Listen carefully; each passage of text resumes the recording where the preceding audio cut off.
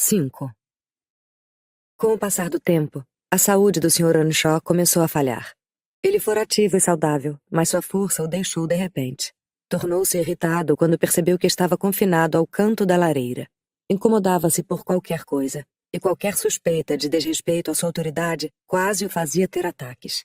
Essa fúria era direcionada principalmente a qualquer um que tentasse impor-se a seu preferido ou tiranizá-lo. Sentia uma dolorosa ira caso uma palavra contrária fosse dita ao seu protegido. Aparentemente colocou na cabeça a ideia de que, por gostar de Heathcliff, todos o odiavam e desejavam prejudicá-lo. Isso era uma desvantagem para o menino, pois não desejávamos incomodar o patrão, de modo que agíamos de acordo com sua parcialidade. E esse tratamento era um alimento rico para o orgulho e o temperamento tenaz do jovem. Ainda assim tornou-se necessário. 2 ou 3 vezes, a manifestação de desprezo de Hindley, enquanto seu pai estava perto, deixou o velho furioso. Ele agarrou sua bengala para golpeá-lo e estremeceu de raiva por não o conseguir. Por fim, nosso pároco, tínhamos um na época, que ganhava a vida ensinando os pequenos Linton e Earnshaw e cultivava ele mesmo seu pedaço de terra. Aconselhou que o jovem fosse enviado para a faculdade. O Sr. Earnshaw concordou, embora pessimista, pois disse que Hindley não servia para nada e nunca prosperaria por onde passasse. Eu esperava sinceramente que tivéssemos paz depois daquilo. Doeu-me pensar que o patrão sofresse com sua própria boa ação. Imaginei que o descontentamento com a idade e a doença surgisse das desavenças de sua família, como ele costumava dizer. O fato é que o Sr. Earnshaw estava definhando. Poderíamos ter nos relacionado razoavelmente bem, apesar de tudo, se não fosse por 2 pessoas, Senhorita Cat e Joseph, o criado. O senhor o viu lá em cima, acredito eu.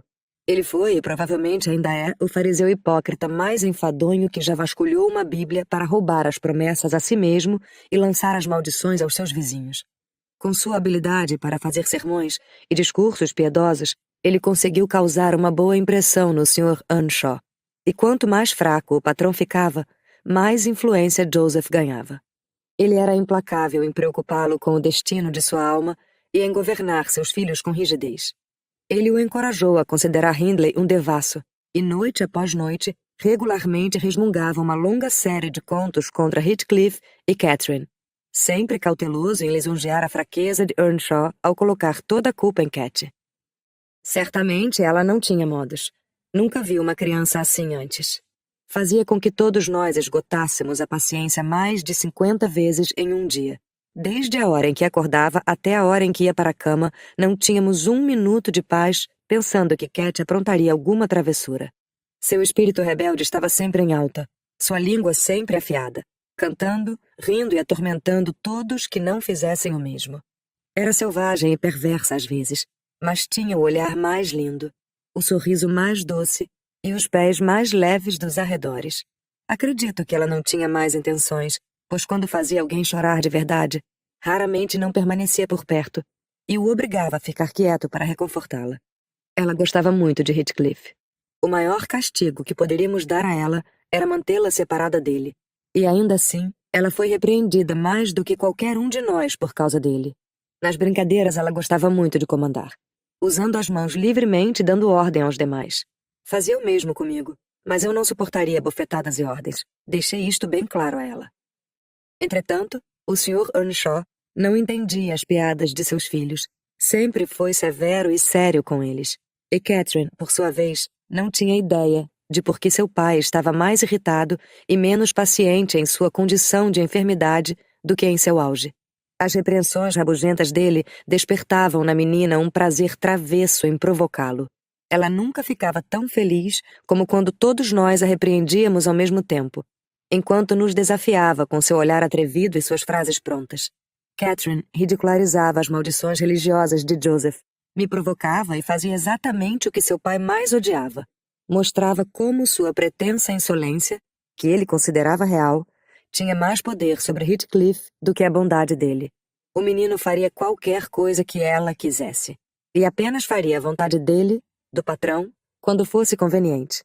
Depois de se comportar mal o máximo possível durante todo o dia, às vezes ela tentava compensar como uma boa menina à noite. Não, Cat, dizia o velho, não posso te amar. Você consegue ser pior que seu irmão.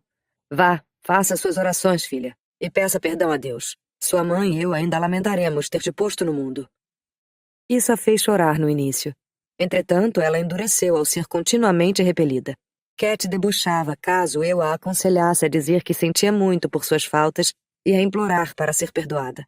Contudo, finalmente, chegou o momento em que os problemas terrenos do Sr. Earnshaw terminaram. Ele faleceu silenciosamente em uma noite de outubro, sentado ao lado da lareira. Um vento forte soprava ao redor da casa e rugia na chaminé. Parecia selvagem e tempestuoso, mas não era frio. Estávamos todos juntos, uma vez que os servos, em geral, sentavam-se na sala, depois de terminar seus trabalhos. Eu estava um pouco afastada da lareira, ocupada com meu tricô, e Joseph, perto da mesa, lendo sua Bíblia. A Sra. Cat estava doente, e isso a deixou quieta. Permanecia encostada no joelho do pai, e Heathcliff estava deitado no chão com a cabeça no colo dela. Lembro-me do patrão, antes de cair no sono, acariciando os belos cabelos da filha. O agradava vê-la se comportar gentilmente. Por que você não pode ser sempre uma boa menina, Cat? Disse o patrão. Catherine virou o rosto na direção dele e riu antes de responder. Por que você não pode ser sempre um bom homem, pai? Entretanto, assim que o viu atormentado novamente, ela beijou sua mão e disse que cantaria para ele dormir. Ela começou a cantar bem baixo, até que os dedos dele caíram dos dela e a cabeça afundou em seu próprio peito. Então eu disse a ela para se calar e não se mexer, por medo de acordá-lo.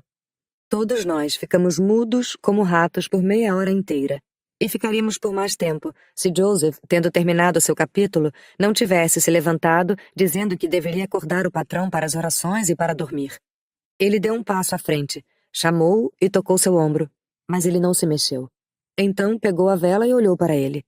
Notei que havia algo errado quando ele deixou a vela sobre o móvel e, agarrando cada criança pelo braço, sussurrou-lhes para que subissem e fizessem pouco barulho. Disse-lhes que poderiam orar sozinhos naquela noite, pois ele tinha algo a fazer. Darei boa noite ao papai primeiro, disse Catherine, colocando os braços em volta do pescoço do patrão antes que pudéssemos impedi-la. A pobrezinha imediatamente descobriu a perda. Soltou um grito. Ah, ele está morto, Heathcliff! Está morto! Disse ela. Os dois abriram um berreiro de partir o coração. Juntei meu lamento ao deles, alto e amargo, mas Joseph nos perguntou o que estávamos pensando para rugir daquela maneira por uma alma que já estava no céu.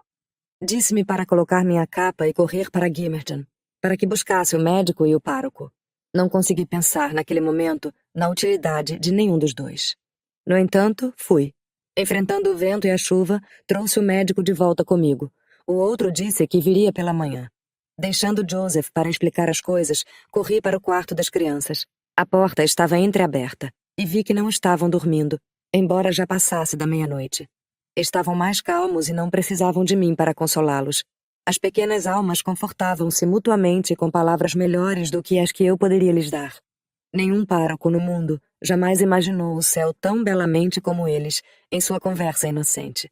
E enquanto soluçava e ouvia, não pude deixar de desejar que estivéssemos todos juntos e seguros.